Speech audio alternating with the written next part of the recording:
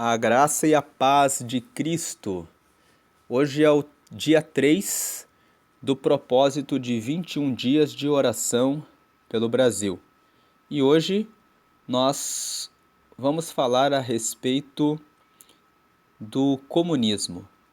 O comunismo é um sistema político de esquerda e que põe os meios de produção e da indústria nas mãos do governo, que acaba sendo regido por ditadores que assumem o Estado e restringem a liberdade das pessoas.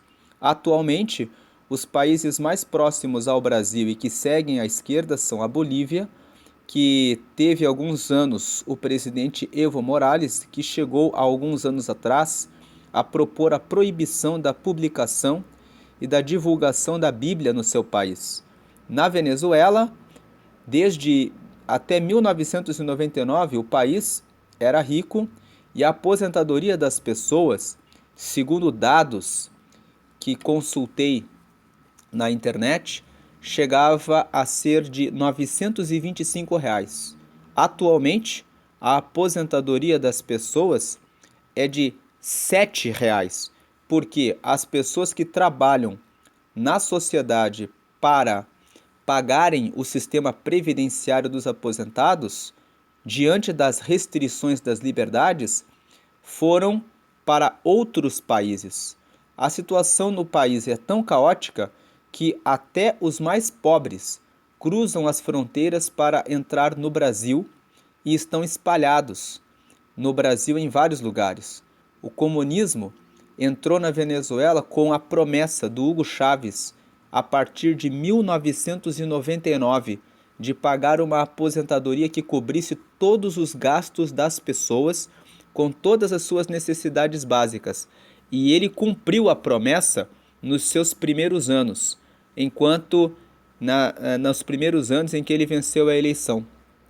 E depois disso, ele ficou no poder até a morte. Governou a Venezuela por 14 anos, de 1999 até 2013. Com o passar dos anos, quando as pessoas que produziam mais e que traziam mais riquezas para o país e as indústrias e empresas, diante da restrição da liberdade, foram para outros lugares, só restou pobreza no país. Outro exemplo de comunismo está na Coreia do Norte, com o ditador Kim Jong-un, onde o Estado controla todas as liberdades das pessoas. Existem restrições até com relação ao acesso à internet. Então, o comunismo, esse é um resumo do que é o comunismo. Um ponto número 2, o comunismo na prática. O comunismo prega que todas as pessoas devem ter tudo em comum e que o Estado deve assumir a responsabilidade por todos. A ideia parece boa, mas a realidade prática é que o comunismo desestimula quem trabalha e quem produz, porque dá um prêmio para os preguiçosos e os que não se dedicam. Você continuaria trabalhando o mesmo tanto que trabalha e que estuda se soubesse que uma pessoa que está na rua pode morar na mesma casa que você mora, comer a mesma coisa que você come, viver a mesma vida que você vive, sem fazer os mesmos esforços que você faz? Você acharia isso justo? Fizeram um estudo em uma sala de aula em que um professor aplicou 3 testes. No primeiro teste, ele aplicou as regras comuns. 20% dos alunos alcançaram a nota máxima, 50% ficaram na média, 30% ficaram com notas baixas. No segundo teste, o professor aplicou a regra de que todos ficariam com a média, independente dos seus esforços. Nessa segunda vez, o número de alunos que alcançaram a nota máxima caiu para 10%. E na terceira vez que ele aplicou essas mesmas regras, o número de alunos que alcançaram a nota máxima caiu para 5%. Então, percebeu-se que, na medida em que se afirma que todas as pessoas vão alcançar o mínimo e vão alcançar o básico, que o nível de comprometimento das pessoas que estavam mais estimuladas a produzir, a obter, a colher os seus resultados, acabou sendo diminuído. Essa é a consequência do comunismo. Um ponto número 3. A igualdade não existe. Jesus combate essa ideia. No Evangelho de Mateus, no capítulo 25, nos versículos 14 até o versículo 30, e no Evangelho de Lucas, no capítulo 19, nos versículos 12 a 27, Jesus contou sobre a parábola dos talentos. E ele disse que um homem que era dono de um reino saiu para tomar outro reino. E quando ele ia saindo, chamou 3 de seus empregados e deu a um 5 talentos, ao outro 2 talentos e ao último 1 talento. Quando ele retornou, ele pediu contas a respeito dos talentos que haviam sido dados a cada um. E o primeiro disse: o Senhor me deu os 5 talentos e eu trouxe mais 5 com o meu trabalho. Toma os teus 5 e mais estes 5. E aquele senhor disse: servo bom, né? Entra aqui do lado. Na sequência, tomou contas do segundo empregado. E ele disse: estão aqui os teus 2 talentos e aqui mais 2 que eu produzi com o meu trabalho. E ele disse: você também foi bom, fica aqui ao lado. Veio o terceiro, que havia recebido 1 talento, e disse: aqui está o seu talento, que eu enterrei, porque eu sei que você é um homem que colhe aonde não plantou. E aí ele disse: então, você é um servo mau, seja colocado para fora. Toma esse talento e entrega para aquele que tem 5 talentos. E disseram: mas isso não é injusto? E aí Jesus conclui essa parábola dizendo que aquele a quem tem será dado mais, mas aquele que não tem, até aquilo que tem lhe será tirado. Essa parábola dos talentos mostra como Deus olha para a questão das responsabilidades. Quando você lê esse texto, você vê que o primeiro ponto, que esse Senhor que Jesus conta, ele tinha partido para tomar um reino. Ele já era alguém que era governante. Ele já tinha terras e empregados ao seu serviço. Mas ele ainda assim estava delegando tarefas para que os servos multiplicassem talentos e estava expandindo o reino dele também, procurando outros campos, procurando continuar a ser produtivo. Tudo na natureza produz o tempo todo. O sol, todos os dias, ele desperta. A lua, todos os dias, ela vem, de acordo com as suas fases, de acordo com o seu tempo próprio. Uma macieira produz maçã a vida toda, enquanto ela estiver ligada na terra. O nosso corpo físico, a nossa mente, o funcionamento do nosso organismo, todo o tempo ele funciona.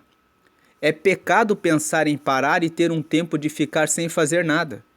Os aposentados que não fazem mais nada, logo que se aposenta, morrem mais cedo. Existem pesquisas que mostram isso, mas que as pessoas que continuam tendo uma vida produtiva, sendo um trabalho social, ajudando outras pessoas, fazendo alguma coisa, elas conseguem ter mais longevidade. O homem das parábolas, da história da parábola dos talentos, ele ainda estava lutando e delegando as tarefas. Ele ainda estava fazendo tudo o que Deus havia estabelecido. A igualdade, Deus é justo e a justiça tem a justiça tem tudo a ver com a igualdade. A igualdade consiste em que cada um recebe aquilo que merece. de acordo com o esforço que fez, de acordo com a dedicação que fez. O esforço que Deus manda que as pessoas exerçam é de fazerem a sua parte. É pecado as pessoas pensarem que elas devem ficar na dependência do Estado. O que o comunismo propõe, sempre no princípio da instalação dos seus sistemas, é uma ideia que chama a atenção, dizendo que todos vão ter tudo em comum, que todos vão ter tudo por igual, mas independente do seu empenho, independente do seu esforço. E com isso, com essas promessas, o que eles querem é enfraquecer o povo. Porque na medida em que o povo deixa de se esforçar para conquistar os meios de produção, para continuar a crescer, para continuar a prosperar, o povo fica fraco, fragilizado, perde a capacidade de defender os seus próprios direitos, perde a capacidade de pensar por si mesmo, perde a possibilidade de fazer escolhas. E quando o povo está fragilizado e enfraquecido, aí sim é o momento de se instalar a ditadura. Aí sim é o momento de se passar a dominar sobre as pessoas e dizer o que elas vão comer, o que elas vão vestir, o que elas vão rezar, qual é a cartilha que eles vão obedecer. Lá no Império Romano nós vemos que os imperadores, eles quiseram ser chamados de Augustos. Augusto significa exaltado, significa venerado, significa o mesmo que ser majestoso, significa tomar o lugar de Deus. Nós vemos na Bíblia 2 homens que tiveram essa tentação. Nabucodonosor, no livro do profeta Daniel, no capítulo 2, levantou uma estátua totalmente de ouro, simbolizando que o governo dele seria eterno, que o governo dele era firme e não seria derrubado de maneira nenhuma. E quando ele criou aquela estátua, ele impôs um decreto, dizendo: todas as pessoas deverão adorar exclusivamente essa imagem que eu coloquei, porque quem não obedecer essa regra será morto, lançado em uma fogueira. Depois nós vemos no mesmo livro do profeta Daniel, no capítulo 6, que Daniel seria colocado como o líder, como o chefe de 120 governantes sobre toda a província da nação.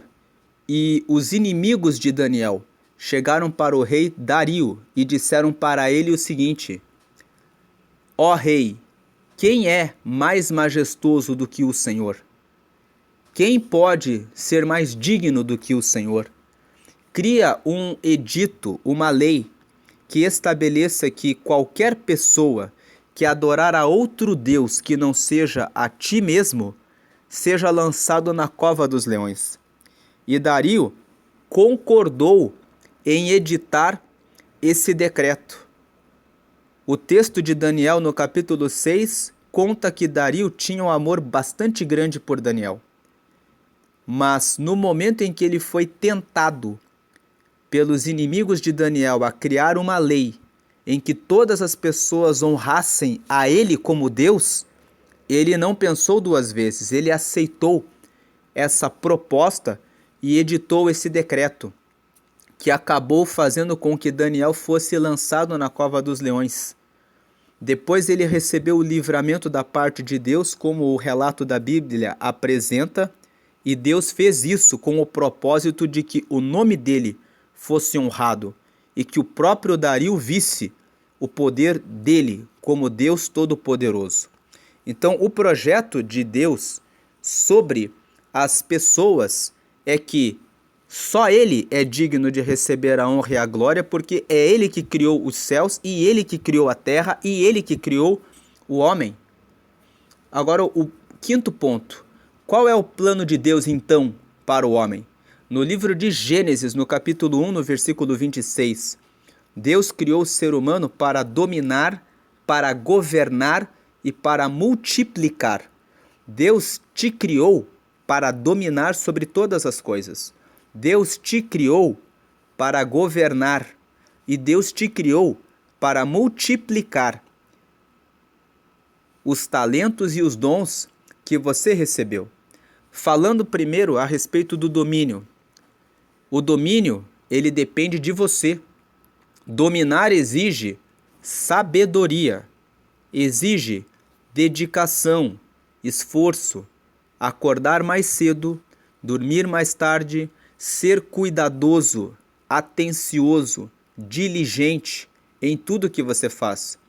Quando você fala com um atleta, quando você fala com uma pessoa que obteve a primeira colocação em algum lugar, quando você fala com alguma pessoa que domina sobre algum assunto e que traz resultados, ela vai dizer para você quantas horas ela ficou repetindo aquele treino, quantas horas ela ficou estudando, treinando, se esforçando até abater o resultado que ela bateu.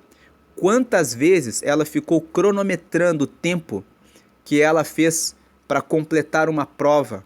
Quanto tempo ela ficou fazendo revisão do estudo que ela fez para chegar até a perfeição. E quanto ela ficou buscando o autodesenvolvimento, o autoaperfeiçoamento. Muitas pessoas que conseguiram bons resultados não eram as pessoas que tinham o melhor talento, mas elas eram persistentes no seu objetivo. A persistência vence o talento. Existem várias pesquisas que mostram que pessoas talentosas e que não foram persistentes em se dedicar ao seu talento fracassaram.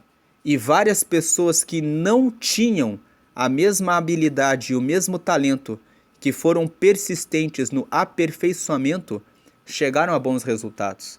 Então é mentira quando uma pessoa diz: eu não posso, eu não tenho condição, eu não consigo. Porque se isso fosse verdade, Deus seria mentiroso quando ele diz: esforça-te, que eu te ajudarei. Os filhos das trevas são mais prudentes do que os filhos da luz. Os filhos das trevas se dedicam a aprender outras línguas para cantarem as músicas das outros povos, das outras nações, e até para divulgar músicas em outras línguas para outros povos, enquanto muitos filhos de Deus ficam de braços cruzados e pensando a respeito de si mesmos: eu não posso, eu não consigo. Deus não tomou a terra para os israelitas, mas ele levantou Moisés para conduzi-los para fora do Egito, e depois levantou Josué para que liderasse as batalhas que eles tiveram que lutar. Davi só se tornou Davi porque se dispôs a enfrentar Golias, e mais tarde só se tornou rei porque passou por todos os processos de perseguição do rei Saul, e mantendo a fidelidade a Deus até chegar ao reinado. Tem muitas pessoas que querem a honra, mas não querem pagar o preço pela honra. O país só pode ser um país honrado quando todos os seus cidadãos entendem o compromisso que precisam ter com a própria vida. O povo sempre teve de lutar, e o próprio Cristo, para cumprir o propósito da salvação, ele teve que encarnar e vencer a morte, e a morte de cruz. O segundo ponto, com relação a essa questão, ao plano de Deus para o homem. O primeiro ponto foi: o domínio depende de você. É você que tem que dominar, buscando primeiro sabedoria e se dispor a enfrentar as lutas. O segundo ponto: governar sobre a sua vida. Deus criou o homem para governar. É pecado não governar a própria vida. É pecado defender o comunismo, porque defender o comunismo é o mesmo que dizer que Deus está errado. É o mesmo que dizer que aquele que está na rua e que não quer se dedicar tem o mesmo direito de gozar aquilo que você goza. Deus mandou todos assumirem a responsabilidade individual e a responsabilidade social. Então, o primeiro ponto, que é a responsabilidade individual, nós podemos chamar de autorresponsabilidade. Nós somos responsáveis pela nossa própria vida em primeiro lugar. Você é responsável pela sua vida espiritual. Nós somos responsáveis, primeiramente, pela nossa vida espiritual. Eclesiastes, no capítulo 12, Deus trouxe uma recomendação usando o rei Salomão na sua velhice. O rei Salomão escreveu Eclesiastes na velhice e ele disse: para que todo o jovem pense em buscar a Deus desde a sua mocidade, porque é isso que vai fazer com que ele tenha um caminho próspero, e foi para isso que nós fomos criados. Pedro, o discípulo de Jesus, escreveu na sua segunda carta, no capítulo 3, no verso 18, crescei na graça e no conhecimento. Crescer na graça depende de você, é você que precisa manter uma vida de oração com Deus, e crescer no conhecimento também depende de você. É você que tem que buscar o conhecimento da palavra para ter força espiritual e não ficar na dependência de que outras pessoas orem por você, de que outras pessoas tomem as decisões por você, de que outras pessoas sejam seus líderes espirituais. É isso que cria os profetas que são exploradores, mentirosos e enganadores. Eles só existem porque existe alguém que não quer pagar o preço pela a sua autorresponsabilidade, pela sua própria alma, pela sua própria vida. Você é responsável, nós somos responsáveis também pelas nossas finanças. Todo o comércio e as redes sociais tentam fazer e fazem das pessoas como seus produtos.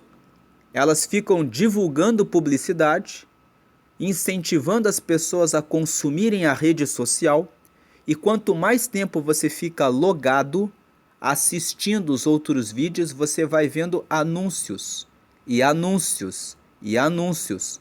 E o objetivo desses anúncios é tornar você um escravo, um consumidor, uma pessoa que vai gastar todo o seu esforço e vai entregar toda a sua vida para que eles realizem os projetos de dominação sobre você. Isaías, no capítulo 55, no verso 2, diz assim: por que gastais o dinheiro naquilo que não é pão, e o produto do vosso trabalho naquilo que não pode satisfazer? Ouvi-me atentamente, e comei o que é bom, e a vossa alma se deleite com a gordura. Aqui esse texto nos fala que as pessoas precisam pensar nas suas necessidades. Elas precisam ter autogoverno. Você precisa governar a sua vida, não ser escravizado por um tipo de chocolate, por um tipo de sanduíche, por um tipo de bebida que as pessoas oferecem para você. Não seja consumista. Deixe de usar a rede social como um escravo. Comece a pensar naquilo que você realmente precisa. Comece a cuidar da sua educação financeira. Aprenda a poupar os recursos financeiros que você conquista com o seu trabalho. Administre as suas riquezas de tal maneira que você possa prosperar. Se você não tem conhecimento a respeito disso, use a internet colocando no campo de pesquisa como aprender a poupar, como administrar o meu dinheiro, como ter mais educação financeira. A internet tem muitos vídeos falando a respeito disso. Eduque-se. Você também é responsável pela sua saúde. Beber refrigerante, comer em excesso, consumir bebidas alcoólicas traz inúmeros problemas. Todos já estão cansados de saber disso. Mas por que as pessoas que já sabem disso entregam a própria vida para uma situação de descuido da própria saúde? Depois elas passam a ter diabetes, sobrepeso, problemas no estômago, problemas de concentração. Depois tem problemas na sua intimidade com o cônjuge. Depois tem várias complicações e depois precisam procurar médicos, gastando os seus recursos financeiros com cirurgias que seriam desnecessárias. E indo além da questão do plano médico, do recurso financeiro, a pessoa fica sujeita a uma cirurgia. Beba mais água. Elimine as bebidas alcoólicas, elimine as bebidas industrializadas que trazem mal para a sua saúde. Cuide do seu sono. Pratique atividades físicas. Se você não tem muita força, uma caminhada de 20, 30 minutos com a sua família é uma oportunidade para você compartilhar de um momento de amizade, companheirismo com o seu cônjuge, com os seus filhos. Vocês podem pedalar, correr 5, 10, 15, 21 quilômetros conforme a sua disponibilidade de tempo, conforme a capacidade que você tem. Evite o sal na alimentação. Prefira temperos naturais e mantenha a intimidade com o seu cônjuge. Veja o texto de 1 Coríntios, no capítulo 7, versículos 3 a 5, a respeito desse assunto. Você é responsável também pela sua família. Tem muitos pais que não exercem o domínio sobre os filhos. Domínio, quando eu falo de domínio, eu não estou falando de rigidez, não estou falando de controle. Estou falando de exercer a autoridade. A autoridade se exerce conversando, mantendo comunhão, mantendo intimidade, sempre pensando naquilo que deve ser feito.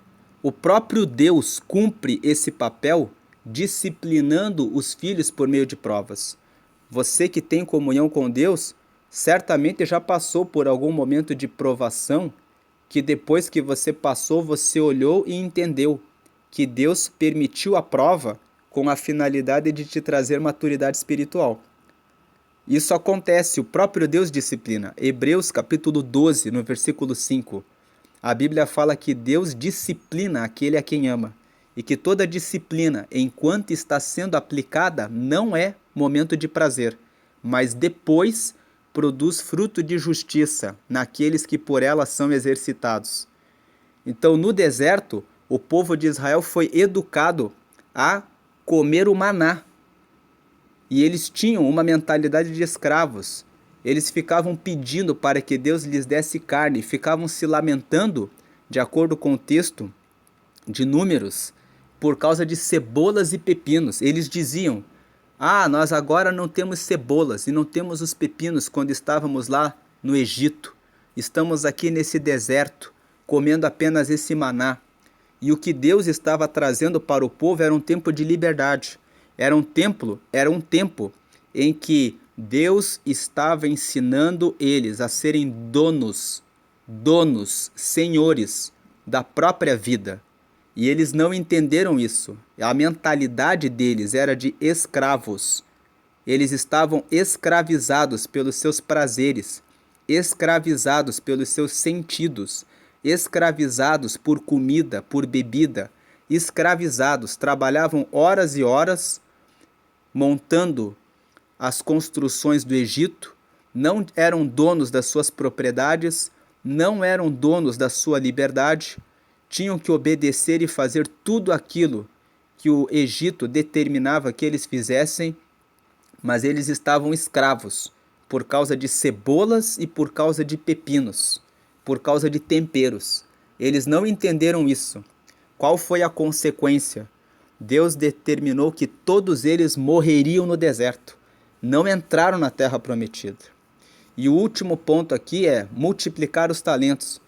Nós fomos chamados a Deus, por Deus, para desenvolver nos nossos talentos e depois para multiplicar os talentos e incentivar as pessoas que estão à nossa volta para que façam o mesmo. Veja que, voltando para a parábola dos talentos, aquele senhor que Jesus conta, ele organizou as suas coisas para tomar outro reino. O texto de Lucas, no capítulo 19, no versículo 12, fala isso. E ele distribuiu as tarefas, mas ele estava sempre avançando. Então, o comunismo, ele deve ser combatido.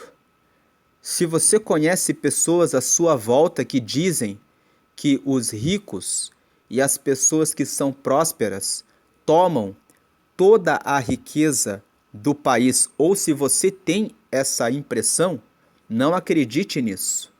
Os ricos estão ricos porque eles estão o tempo todo buscando crescimento pessoal e desenvolvimento pessoal. Eles estão o tempo todo investindo no conhecimento e procurando desenvolver talentos e expandindo todos os negócios, ensinando e dando portas abertas para as pessoas. As pessoas em geral buscam uma porta aberta em uma empresa, buscam uma carteira de trabalho em uma empresa.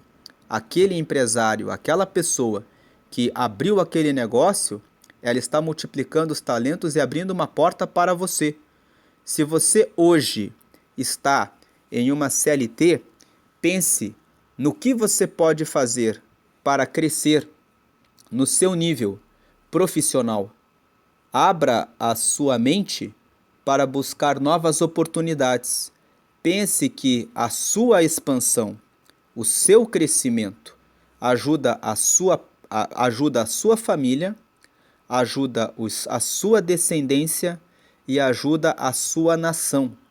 Não caia na falácia do comunismo, porque o comunismo é desigual e é injusto, porque faz com que pessoas que não trabalham e que não semeiam tenham o direito de gozar a mesma coisa que você trabalhou e se dedicou para conquistar.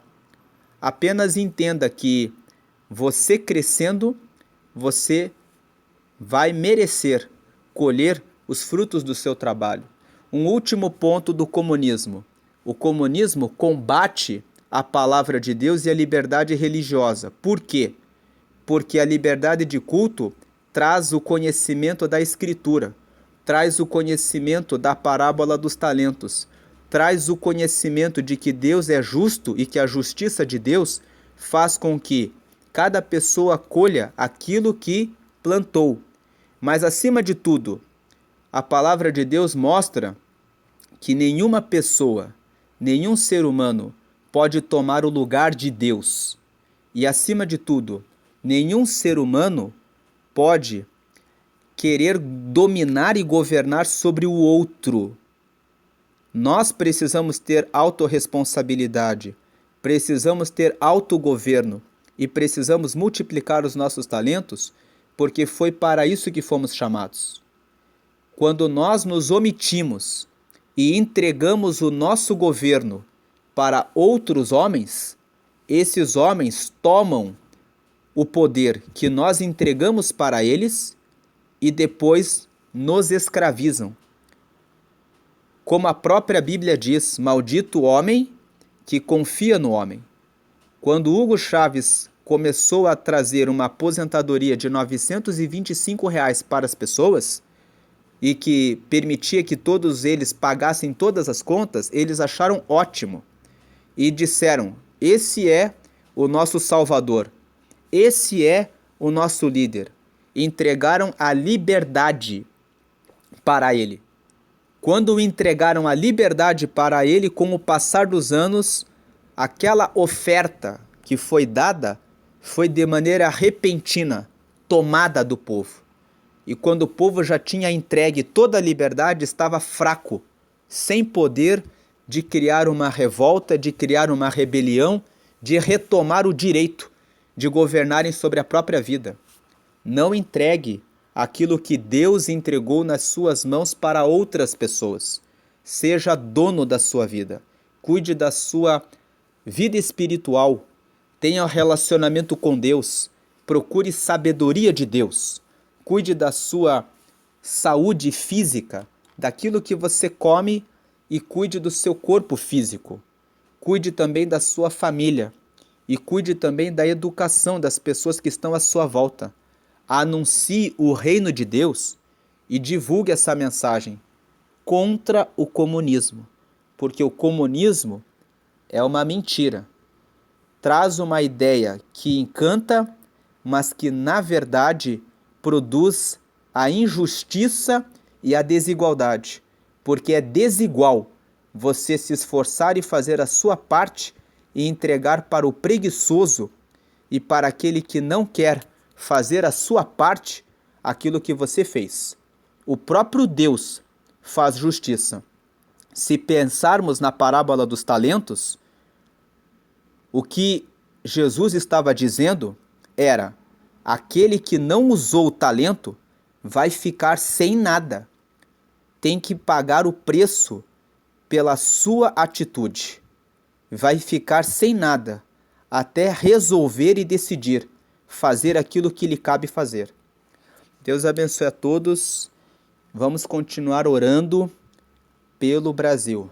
Esse é o terceiro dia desse propósito e eu peço que você compartilhe esse vídeo com as pessoas à sua volta que acreditam nessa falácia do comunismo e que você divulgue essa mensagem e para que o Brasil tenha essa consciência de que o próprio Deus deseja que nós cresçamos e prosperemos e façamos a nossa parte de multiplicar os nossos talentos. E vamos pensar e refletir no que podemos multiplicar os nossos talentos. Você que está ouvindo esse vídeo, chegou até aqui, recebe um convite agora. Pense em criar um canal para divulgar a mensagem de Deus. Comece a criar conteúdo para as pessoas que estão à sua volta. Comece a divulgar essa mensagem. Isso vai trazer a multiplicação dos talentos de Deus na sua vida e vai multiplicar os talentos e os dons de Deus na vida das pessoas. E assim como Deus fez na natureza, tudo produz, nós vamos produzindo, e isso vai trazer uma nação mais próspera, onde todos buscam conhecimento, buscam informação e não ficam estagnados no tempo. Vêm e vão crescendo e frutificando até a morte física, porque nós que acreditamos que temos a vida eterna com Deus, teremos depois a vida eterna, mas enquanto estivermos aqui na terra, vamos cumprir o propósito para o que o Senhor nos chamou. Deus abençoe a todos, fiquem na graça e na paz de Jesus.